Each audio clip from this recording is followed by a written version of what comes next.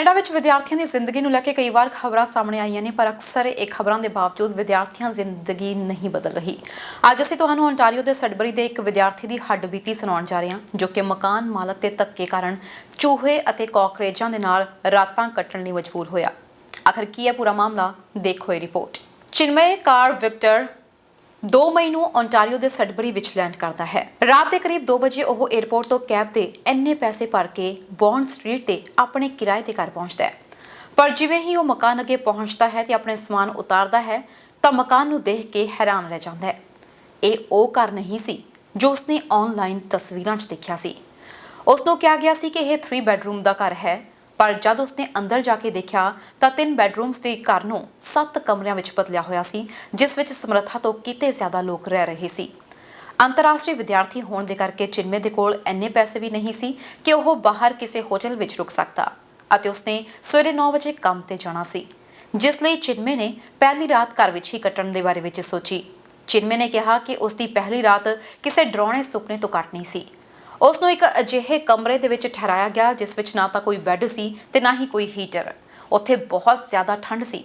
ਉਸਨੇ ਆਪਣੀ ਜੈਕਟ ਉਤਾਰ ਕੇ ਆਪਣੇ ਉੱਪਰ ਲੈ ਲਈ, ਪਰ ਠੰਡ ਬਹੁਤ ਜ਼ਿਆਦਾ ਸੀ। ਇਸ ਤੋਂ ਬਾਅਦ ਜਿਵੇਂ ਕਿਵੇਂ ਉਹ ਸੌਣ ਦੀ ਕੋਸ਼ਿਸ਼ ਕਰਨ ਲੱਗਿਆ ਤਾਂ ਉਸ ਨੂੰ ਆਪਣੇ ਉੱਪਰ ਕੁਝ ਤੁਰਦਾ ਹੋਇਆ ਮਹਿਸੂਸ ਹੋਇਆ। ਇਹ ਕੁਝ ਹੋਰ ਨਹੀਂ ਬਲਕਿ ਬੈੱਡ ਬਗ, ਕਾਕਰੋਚਸ ਅਤੇ ਚੂਹੇ ਸਨ। ਚਿਨਮਯ ਮੂਲ ਰੂਪ ਨਾਲ ਬੰਗਲਾਦੇਸ਼ ਤੋਂ ਹੈ ਅਤੇ ਉਹ 2019 ਵਿੱਚ ਅੰਤਰਰਾਸ਼ਟਰੀ ਵਿਦਿਆਰਥੀ ਵਜੋਂ ਨਿਊਫਾਊਂਡਲੈਂਡ ਦੇ ਅੰਤਰਰਾਸ਼ਟਰੀ ਵਿਦਿਆਰਥੀ ਵਜੋਂ ਫਾਲ ਸਮੈਸਟਰ ਵਿੱਚ ਆਇਆ ਸੀ। ਉਹ ਆਪਣੀ ਇੰਜੀਨੀਅਰਿੰਗ ਦੀ ਡਿਗਰੀ ਪੂਰਾ ਕਰਨ ਦੇ ਲਈ 4 ਮਹੀਨੇ ਦੀ ਪਲੇਸਮੈਂਟ ਦੇ ਤਹਿਤ ਸਡਬਰੀ ਆਇਆ ਸੀ। ਉਸਨੇ ਇੱਕ ਜੀਜੀ ਰੈਂਟਲ ਤੇ ਐਡ ਦੇਖੀ, ਪਰ ਇਹ ਕਿਸੇ ਹੋਰ ਸੋਸ਼ਲ ਮੀਡੀਆ ਤੇ ਵੀ ਪਾਈ ਹੋਈ ਸੀ। ਉਹ $525 ਪ੍ਰਤੀ ਮਹੀਨਾ ਕਿਰਾਇਆ ਦੇਣ ਲਈ ਵੀ ਤਿਆਰ ਹੋ ਗਿਆ, ਪਰ ਜੋ ਚਿਨਮਯ ਨੂੰ ਕਿਹਾ ਗਿਆ ਸੀ ਘਰ ਵਿੱਚ ਅਜਿਹਾ ਕੁਝ ਵੀ ਨਹੀਂ ਸੀ।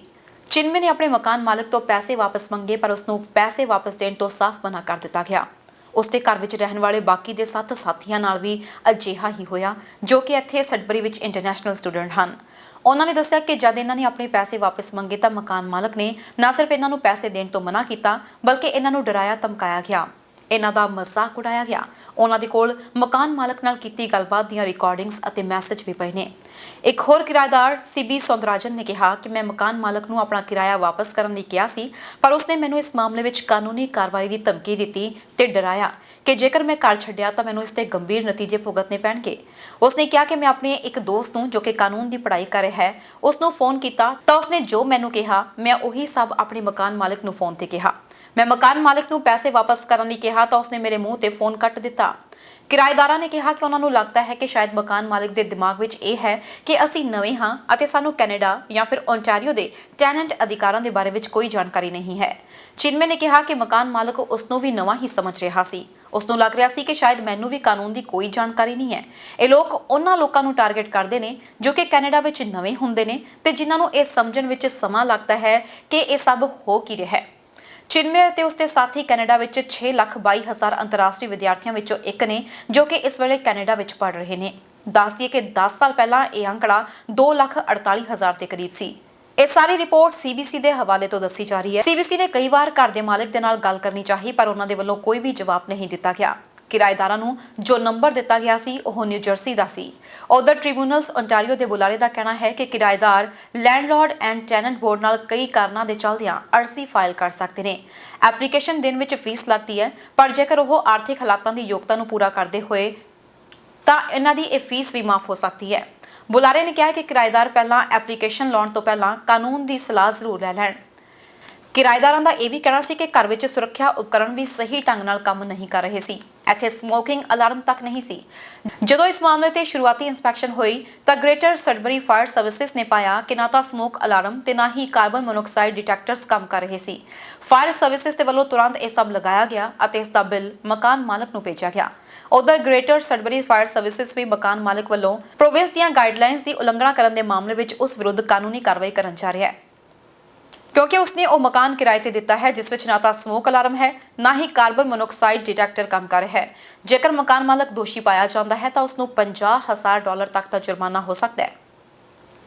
ਦੂਜੇ ਪਾਸੇ ਬੌਂਡ ਸਟਰੀਟ ਦੇ ਕਿਰਾਏਦਾਰਾਂ ਨੇ ਸਥਾਨਕ ਪਬਲਿਕ ਹੈਲਥ ਡਿਪਾਰਟਮੈਂਟ ਕੰਪਲੇਂਟਸ ਦੇ ਵਿੱਚ ਵੀ ਸ਼ਿਕਾਇਤ ਦਰਜ ਕਰਵਾਈ ਹੈ। ਇੰਸਪੈਕਟਰ ਆ ਕੇ ਇਸ ਗੱਲ ਨੂੰ ਵੀ ਦੇਖੇਗਾ ਕਿ ਕਿਤੇ health protection and promotion act ਦੇ ਤਹਿਤ ਕੋਈ ਉਲੰਘਣਾ ਤਾਂ ਨਹੀਂ ਹੋਈ। ਜੇਕਰ ਅਜਿਹਾ ਕੁਝ ਹੁੰਦਾ ਹੈ ਤਾਂ ਇਸ ਲਈ ਸਿੱਧੇ ਤੌਰ ਤੇ ਮਕਾਨ ਮਾਲਕ ਜ਼ਿੰਮੇਦਾਰ ਹੋਏਗਾ, ਜਿਸ ਲਈ ਉਸ ਨੂੰ ਭਾਰੀ ਜੁਰਮਾਨਾ ਵੀ ਲੱਗ ਸਕਦਾ ਹੈ। ਚਿਨਮੇ ਨੇ ਕਿਹਾ ਕਿ ਘਰ ਵਿੱਚ ਚੂਹਿਆਂ ਨਾਲ, ਬੈੱਡ ਬਗਸ ਅਤੇ ਹੋਰ ਕੀੜੇ ਮਕੌੜਿਆਂ ਨਾਲ ਰਹਿਣਾ ਸਾਨੂੰ ਬਿਮਾਰ ਕਰ ਰਿਹਾ ਹੈ ਅਤੇ ਸਾਨੂੰ ਦਿਮਾਗੀ ਤੌਰ ਤੇ ਪਰੇਸ਼ਾਨ ਵੀ ਕਰ ਰਿਹਾ ਹੈ। ਮੈਂ ਇੱਥੇ ਰਹਿਣਾ ਬਿਲਕੁਲ ਵੀ ਸੁਰੱਖਿਅਤ ਮਹਿਸੂਸ ਨਹੀਂ ਕਰ ਰਿਹਾ, ਪਰ ਮੇਰੇ ਕੋਲ ਕੋਈ ਹੋਰ ਆਪਸ਼ਨ ਨਹੀਂ ਹੈ। ਚਿਨਮੇ ਨੇ ਕਿਹਾ ਕਿ ਉਹ ਇਹੀ ਚਾਹੁੰਦਾ ਹੈ ਕਿ ਕੋਈ ਹੋਰ ਅਜਿਹੇ ਤਜਰਬੇ ਚੋਂ ਨਾ ਲੰਘੇ। ਉਸਨੇ ਕਿਹਾ ਕਿ ਉਹ ਜਿਵੇਂ ਹੀ 1 ਜੂਨ ਨੂੰ ਇੱਥੋਂ ਨਿਕਲਣਗੇ ਤਾਂ ਮੈਨੂੰ ਪੂਰਾ ਯਕੀਨ ਹੈ ਕਿ ਇਹ ਨਵੇਂ ਆਏ ਹੋਰ ਵਿਦਿਆਰਥੀਆਂ ਨੂੰ ਇੱਥੇ ਰੱਖੇਗਾ ਅਤੇ ਉਹਨਾਂ ਨਾਲ ਵੀ ਇਹੀ ਕੁਝ ਹੋਏਗਾ। ਉਸਨੇ ਕਿਹਾ ਕਿ ਮਕਾਨ ਮਾਲਕ ਨੇ ਸਾਡਾ ਬਹੁਤ ਨਾਜਾਇਜ਼ ਫਾਇਦਾ ਚੁੱਕਿਆ ਅਤੇ ਉਹ ਨਹੀਂ ਚਾਹੁੰਦਾ ਕਿ ਕੋਈ ਹੋਰ ਵੀ ਅਜਿਹੀ ਸਥਿਤੀ ਚੋਂ ਲੰਘੇ। ਬਿਊਰੋ ਰਿਪੋਰਟ, ਹਮਦਰਦ ਨਿਊਜ਼।